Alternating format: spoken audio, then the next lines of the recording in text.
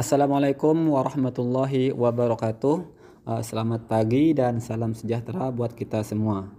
Pada kesempatan kali ini saya akan mencoba membuat video tutorial lagi, masih tentang Google Classroom.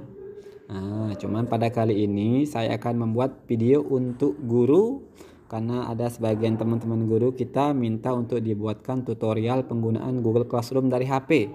Mulai dari login, kemudian membuat kelas, sampai memberikan tugas. Memberikan tugas kepada siswanya. Jadi hari ini kita akan membuat video tersebut. Kita tidak mulai dari awal ya, karena aplikasinya sudah di-download.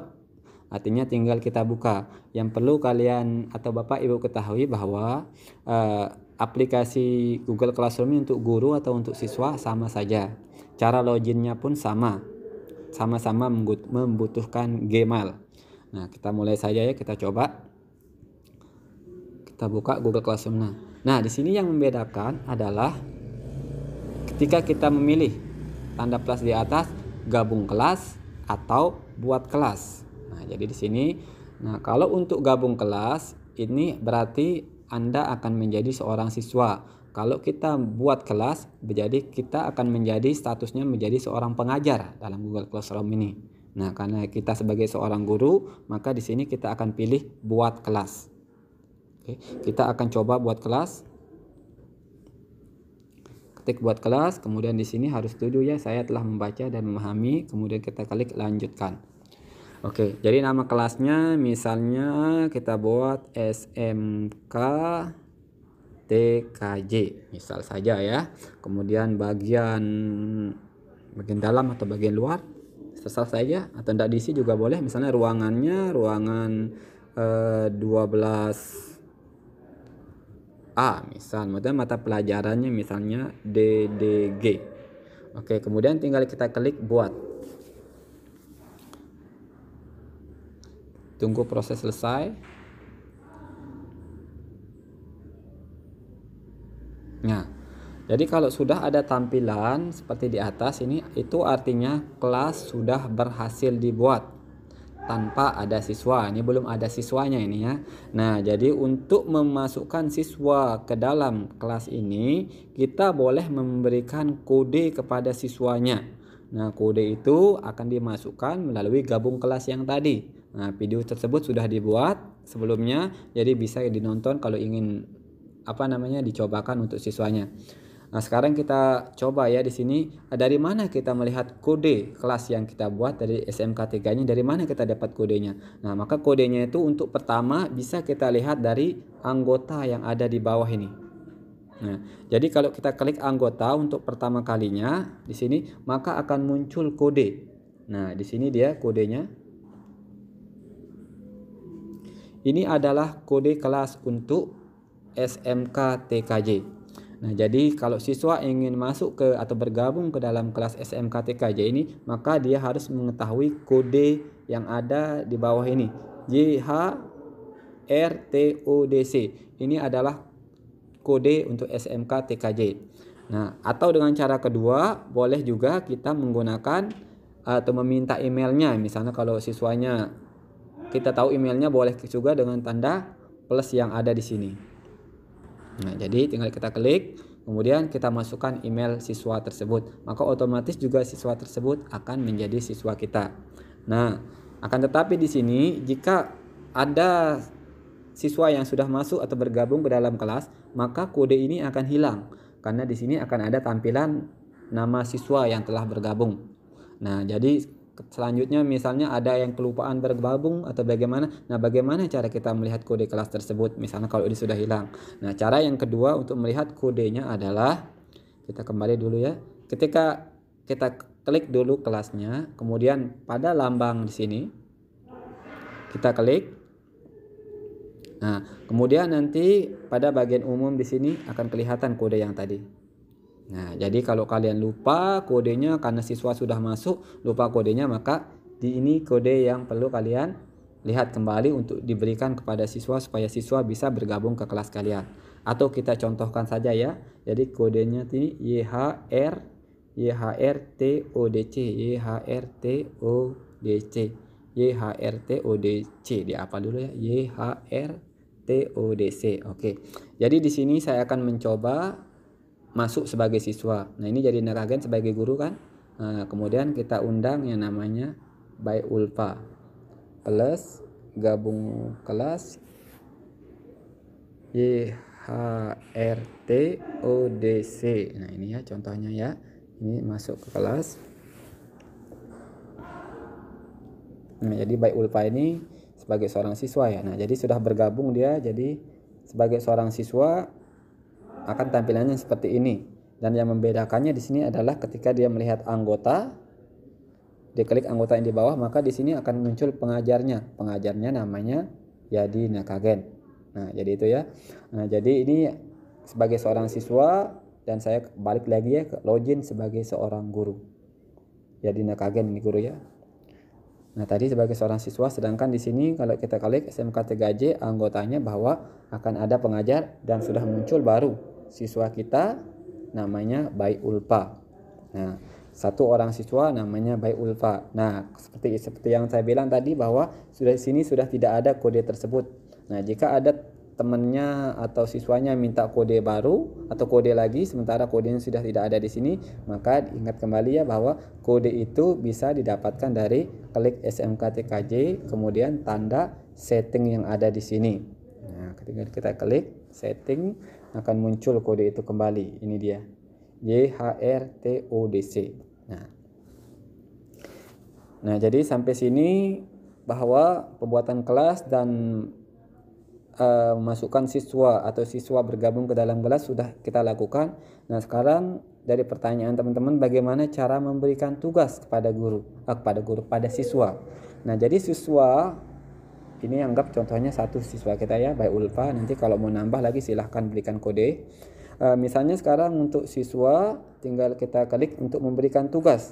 Maka di sini tugas kelas. Nah, oke. Jadi tugas kelas tinggal kita klik, kemudian pada tanda tambah di sini tinggal kita klik lagi. Nah, klik tanda tambah, maka akan muncul ada tugas, ada pertanyaan, ada materi, ada topik.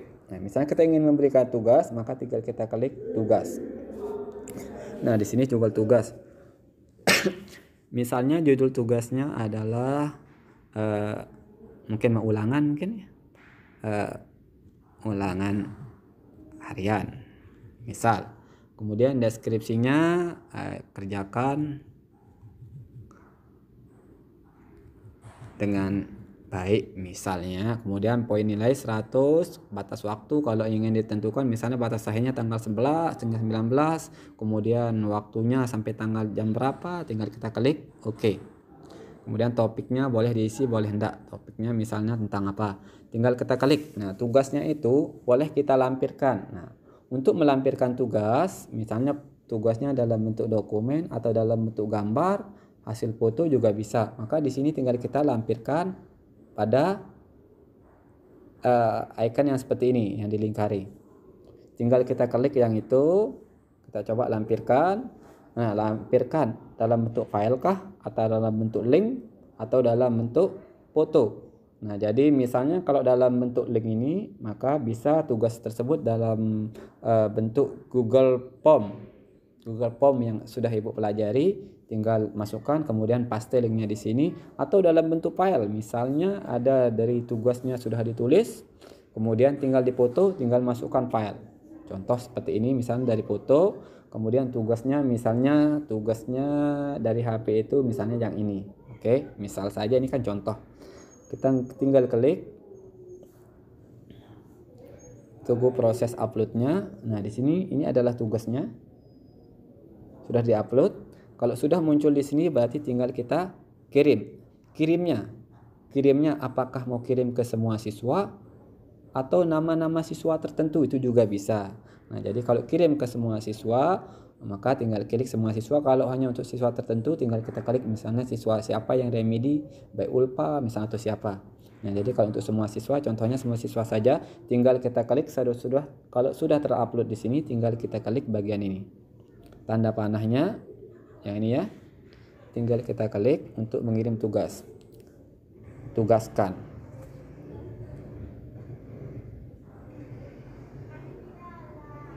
Nah, jadi kalau sudah tersini, ini tugasnya sudah terkirim. Nah, bisa kita lihat di tugas bahwa ini adalah tugasnya ulangan harian.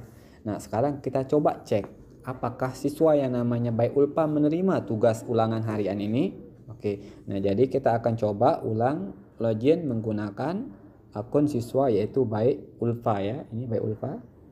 Coba masuk Baik Ulfa. Nah, ini dia.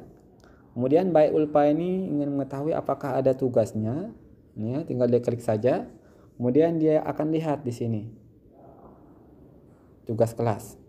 Nah, tinggal diklik, maka di sini akan muncul ada tugas yang namanya ulangan harian. Oke, jadi mereka sebagai siswa dia bisa buka tugas tersebut, kemudian lihat tugasnya seperti ini. Ini tugasnya yang dilakukan. Jadi tugas ini bisa dikomentari oleh siswa, misalnya mau nanya bagaimana, nah, itu terserah ya. Nah, sedangkan misalnya siswanya sudah membuat tugas dan dia ingin mengumpulkan tugas tersebut, bagaimana caranya? Nah, jadi caranya untuk mengumpulkan tugas, maka di sini di bagian bawah ini ada juga tambahkan lampiran. Nah, jadi tinggal diseret ke atas. Kemudian siswa ini sudah membuat tugas, sudah dipoto tugasnya, misalnya dilampirkan dalam bentuk gambar, tinggal lihat tambahkan lampiran, tinggal klik tambahkan lampiran yang ada di sini. Tambahkan lampiran, kemudian lampirannya misalnya kayak tadi dalam bentuk file lagi. Misalnya sudah dipoto, kemudian lagi dia menyerahkan tugas, misalnya tugasnya adalah yang telah dibuat, yang telah dipoto adalah ini. Maka tinggal dia klik yang ini. Tunggu selesai diupload. Nah, kemudian tugas ini diserahkan. Tinggal kalau sudah diupload seperti ini, berarti siswa tinggal pilih serahkan. Oke, jadi siswa akan menyerahkan. Coba ya, serahkan. Nah, jadi status siswa sudah diserahkan. Nah, sekarang kita cek kembali sebagai seorang guru, benarkah yang namanya siswa Baik Ulfa ini sudah mengumpulkan tugas? Maka di sini saya akan coba login kembali menjadi seorang guru ya. Jadi Nakagen. Nah, di sini ada satu siswa kayak kemarin kita buat. Ini tugas ulangan harian. Kita cek siapa yang sudah menyerahkan tugas. Nah, di sini kelihatan di bawah yang sudah menyerahkan tugas adalah siswa dengan nama Baik Ulfa. Nah, bagaimana tugasnya, benarkah? Untuk mengecek tugasnya bisa kita klik dia, kemudian cek ternyata ini adalah tugas yang telah dikumpulkan. Oke. Nah, jadi untuk pemberian tugas, kemudian penyerahan tugas oleh siswa sudah kita buat video tutorialnya. Nah, jika ada yang ingin ditanyakan kembali sama guru-guru tentang tugas atau apa, bisa request kembali untuk bisa dibuatkan videonya. Semoga video ini bisa bermanfaat khususnya buat guru. Sekian, assalamualaikum warahmatullahi wabarakatuh.